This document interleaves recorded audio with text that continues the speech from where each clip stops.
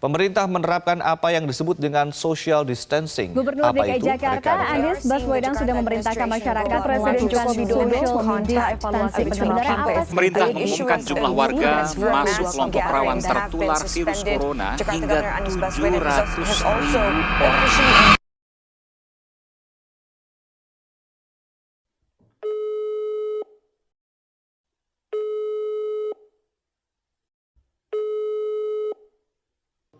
Assalamualaikum warahmatullahi wabarakatuh.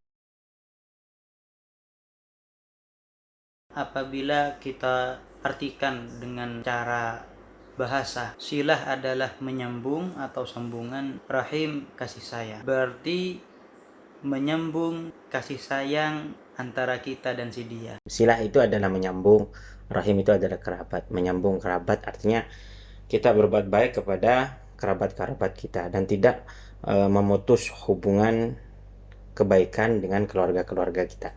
Akan tetapi hakikat dan esensi dari silaturahim itu sendiri adalah berbuat baik kepada setiap manusia yang di dekat kita ataupun yang nun jauh di sana. Berbuat baik dengan cara apa saja semampu kita yang bisa kita lakukan. Bersedekah terhadap keluarga kita, itu pun dinamakan silaturahim. Bersedekah kepada saudara-saudara kita, itu pun dinamakan silaturahim. Lebih-lebih apabila kita bisa mengunjungi mereka. Lebih-lebih apabila kita berdoa untuk mereka. Apalah arti silaturahim berkunjung kepada sanak saudara dan famili, sedangkan hati kita ada sesuatu rasa yang tidak bagus terhadap mereka. Itu bagi saya lebih baik seseorang yang tidak pernah ketemu bertahun-tahun, akan tetapi ada doa di dalam hatinya untuk mereka. Itu adalah esensi dari silaturahim itu sendiri, yaitu berbuat baik terhadap setiap manusia. Silaturahim itu adalah anwaul ihsan, berbuat baik kepada orang lain. Itu adalah esensi dari silaturahim. Bismillahirrahmanirrahim. Menurut kami, esensi silaturahim itu adalah kita kembali kepada jati diri kita. Karena kita berawal dari rahim seorang ibu. Di dalam rahim seorang ibu kita menemukan kasih sayang. Yang mana ibu kita, siapapun belum bisa ada yang bisa memberikan apa-apa, tapi di waktu itu kita mendapatkan kasih sayang dari Allah Subhanahu wa taala, kelembutan dari Allah Subhanahu wa taala. Oleh karena itu, kami pernah menjumpai satu hadis qudsi yang diriwayatkan oleh Al-Imam Al-Baihaqi dalam sunannya, bahwasanya Allah Subhanahu wa taala berfirman, "Anar Rahman, ana khalaqtur rahim, walaha syaqaqtu ismi, faman wasalaha wasaltuhu, wa man qata'aha qata'tuhu." Yang artinya, aku, kata Allah Subhanahu wa taala, adalah Ar-Rahman, zat yang maha pengasih. Ana khalaqtur rahim, aku yang menciptakan rahim, kasih sayang. Walaha syaqaqtu ismi, dan rahim itu diambil dari nama saya. Faman wasalaha wasaltuhu, barang siapa yang menyambung rahim, aku akan menyambungnya, dan barang siapa yang memutus rahim, aku akan memutusnya. Jadi esensi silaturahim itu adalah kita ingin terhubung dengan jati diri kita, ialah kita adalah ingin menyambung kasih sayangnya Allah Subhanahu wa taala. Oleh karena itu, di dalam ajaran agama kita diajari mendahulukan kasih sayangnya Allah, mendahulukan ridhonya Allah dari ridhonya siapapun. Ya tinggal kita pilih. Kalau dalam bahasa kita Indonesia, di dalam KBBI, ya silaturahmi. Kalau di dalam bahasa agama kita, panggilnya rahim, bukan rahmi, tapi rahim. Itu yang kami tahu dari beberapa teks-teks agama, baik itu Quran maupun hadis. Silaturahim itu lebih bagus, karena memang hadisnya seperti itu, Ar-Rahim. Tapi ada juga yang memakai ar-rahmi, tapi ulama yang lebih banyak itu memakai ar-rahim. Jadi pasnya silaturahim. Penyebutan yang tepat sesungguhnya di dalam menyambung tali kasih sayang adalah dengan kata-kata silaturahim, karena itu yang telah dipakai oleh para sesepuh kita, lebih-lebih oleh para sahabat, lebih-lebih oleh Rasulullah sallallahu alaihi wasallam. Rasulullah sallallahu alaihi wasallam pernah bersabda, "Man kana yu'minu billahi wal yaumil akhir falyasil rahimah." Barang siapa yang mempunyai keimanan kepada Allah Subhanahu wa taala, percaya kepada Allah dan percaya kepada hari akhir, falyasil rahimah, maka bersungguh-sungguhlah di dalam menyambung tali silaturahim dan tali kasih sayang. Dan itulah kata-kata yang tepat di dalam pengucapan silaturahim, dan silaturahmi adalah belakangan ini diucapkan oleh kebanyakan penduduk kita, penduduk warga Indonesia.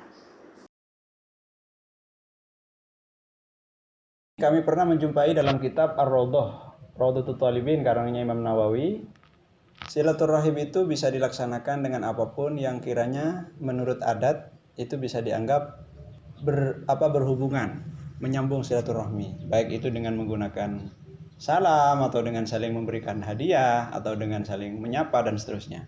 Artinya dalam hal ini kita kembalikan kepada adat dan tradisinya.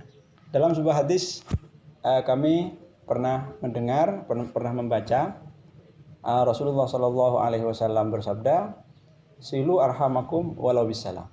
Sambunglah kekeluargaanmu sekalipun dengan memanggil salam.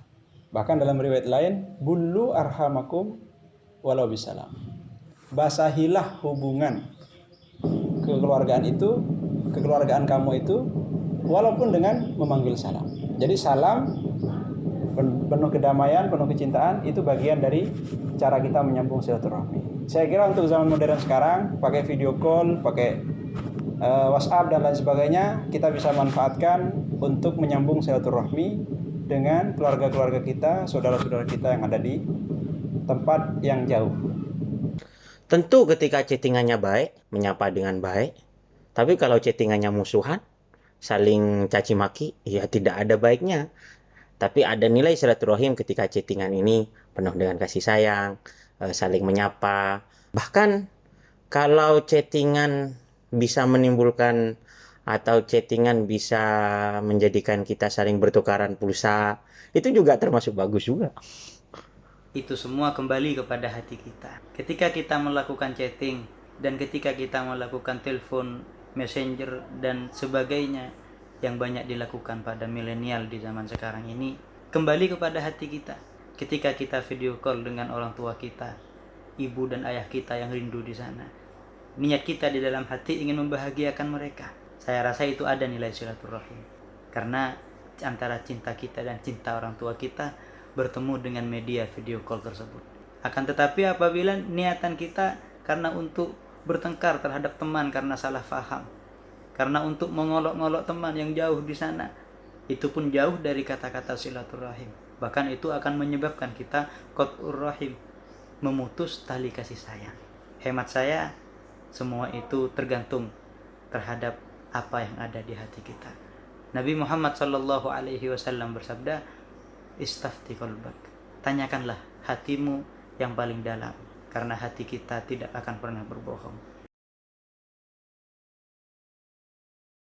Allah ada karena selama orang itu istiqomah, dalam artian dalam hati niatan kita ingin menyambung silaturahmi, tapi ketika ada uzur maka kita kadang terhalang untuk melakukan sesuatu. Maka selama orang itu punya niatan baik tapi karena terhalang, misalnya sakit, misalnya apa, maka tetap dicatat sebagai amal baik. Apalagi kita bisa sebetulnya menggunakan fasilitas media sosial dan lain sebagainya untuk terhubung dengan orang-orang yang kita cintai, orang yang kita sayangi. Jadi saya kira masih ada. Silaturahmi dalam masa-masa social distancing itu bisa dengan mendoakan, dengan mengirim pulsa, dengan mengirim uang lewat rekening, atau juga dengan mengirim lewat ekspedisi yang ada sudah. Jadi banyak makna silaturahmi dalam social distancing ini yang tidak diputus dengan jarak. Bahkan dengan doa pun itu lebih baik dan lebih bermakna dalam silaturahmi ini ketika di masa-masa ini, yaitu adalah berdoa, terutama setelah sholat, itu sangat bermakna dalam silaturahmi di masa-masa ini. Nabi Muhammad sallallahu alaihi wasallam bersabda, afsus salam, tebarkanlah salam, mengucapkan salam. Sedangkan kita harus membiasakan ketika kita melakukan apapun di media sosial untuk menebarkan salam. Wa at'imut ta'am, sering-seringlah bersedekah memberi makan. Wa sholli ala khairil anam, sering-seringlah bersolawat kepada Nabi Muhammad sallallahu alaihi wasallam.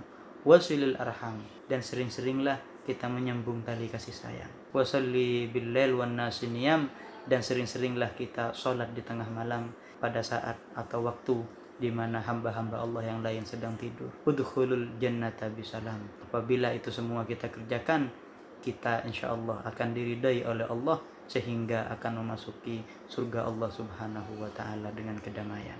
Silaturahmi ini bermakna luas. Bisa pokok dalam silaturahmi ini adalah berbuat baik kepada kerabat. Hukum dari silaturahmi ini bermacam-macam dan berbeda ulama. Tapi yang sepakat semuanya adalah menyambung silaturahmi dengan orang tua kita. Jangan sampai kita ini putus hubungan dengan orang tua kita. Itu wajib. Semua ulama mengatakan seperti itu. Terus ar-rahim di sini kerabat, nanti berbeda pendapat. Siapakah kerabat yang harus kita untuk disilaturahmi? Apakah semua kerabat? Karena manusia semuanya kerabat, dari Bani Adam, dari cucu Nabi Adam semuanya kerabat. Tapi kerabat di sini adalah yang perlu kita perhatikan adalah kerabat. Ada sebagian ulama mengatakan kerabat yang perlu disilaturahmi itu adalah kerabat yang mendapatkan warisan kita. Itu sangat wajib disilaturahmi. Setelahnya orang tua kita, itu wajib disilaturahmi. Kemudian bermakna kerabat lain adalah, ada yang mengatakan kerabat yaitu adalah yang mahram, artinya yang ketika dia itu andaikan dia itu perempuan dan kita laki-laki, maka kita menyentuhnya tidak membatalkan wudu. Maka kerabat seperti ini dan kerabat ini tidak boleh diputus, wajib dan sangat wajib. Untuk selainnya, umpamanya kita mempunyai saudara, itu kita tidak boleh bermusuhan dengan mereka. Ya, kita tidak boleh bermusuhan dengan mereka. Cuman kita tidak wajib bersilaturahmi kepada mereka sebagaimana kewajiban kita bersilaturahmi atau menyambung atau menjaga kebaikan kita dengan orang tua dan kerabat-kerabat dekat yang sering kita kumpul bersama. Itu seperti itu.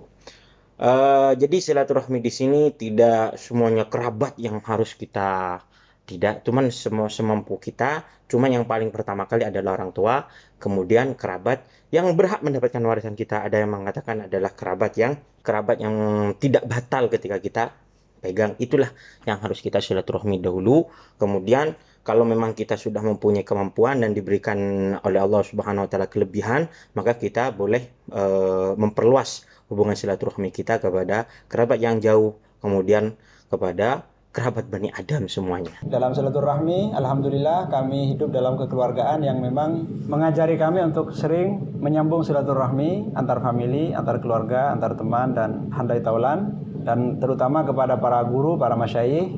Hal ini adalah membuat kami itu merasakan betapa nikmatnya, betapa banyak faedahnya. Kita bisa istifadah, kita bisa banyak mengenal saudara, kita bisa menemukan kasih sayang Allah Subhanahu wa taala yang tersebar di hati-hatinya orang-orang baik di sekeliling kita dan di keluarga kita. Selain juga ini jelas adalah anjuran dari Rasulullah SAW, dan ini adalah contoh tauladan juga yang dicontohkan oleh Rasulullah SAW. Adapun perihal social distancing yang kali ini dalam situasi pandemi global, kami rasa hal ini semoga membuat kita lebih sadar lagi bahwa tidak ada di dunia ini yang memiliki apapun kecuali Allah Subhanahu wa taala yang menguasai jagat raya ini. Ini adalah satu sentilan dari Allah Subhanahu wa taala agar kita semuanya, bahkan seluruh umat manusia, tersadarkan diri bahwasanya tidak ada yang mempunyai kerajaan, tidak ada yang mempunyai kekuasaan dan kemampuan apapun kecuali hanya Allah Subhanahu wa taala. Karena ketika orang masih bersandar dengan kemampuan yang dia miliki, kecerdasannya, kekayaannya, jabatannya dan lain-lain, hal itu akan membuat orang lupa kadang. Dan itu memang cenderung dimiliki oleh manusia. Al-Quran sendiri menyebutkan, kalla innal insana la yatgha an ra'ahu istaghna. Manusia ketika sudah berbuat zalim, melampaui batas, maka di situ manusia kadang merasa tidak butuh terhadap siapapun. Maka bagi orang mukmin, apapun musibah semuanya akan menjadi baik. Karena seluruh urusannya orang mukmin ketika menangkap dengan iman, insya Allah semuanya akan baik-baik saja. Seperti yang disabdakan oleh Nabi Muhammad SAW, ajaban li amril mu'min, inna amrahu kullahu khair, in asabathu sarra syakar fakana khairan lah, wa in asabathu dharra sabar fakana khairan lah. Orang mukmin itu halnya adalah mengagumkan, membuat orang takjub. Karena semua hal bisa jadi baik. Ketika dia diuji dengan hal-hal yang meresahkan, kemudian dia sabar, dia akan menjadi baik dengan itu. Ketika dia diuji juga dengan hal-hal yang menyenangkan, dia bersyukur kepada Allah, dia juga akan menjadi baik sebab itu. Jadi, marilah kita hadapi suasana pandemi kali ini dengan keimanan kita, maka semuanya insya Allah akan baik-baik saja. Terima kasih. Saya kira itu kembali kepada hati kita masing-masing.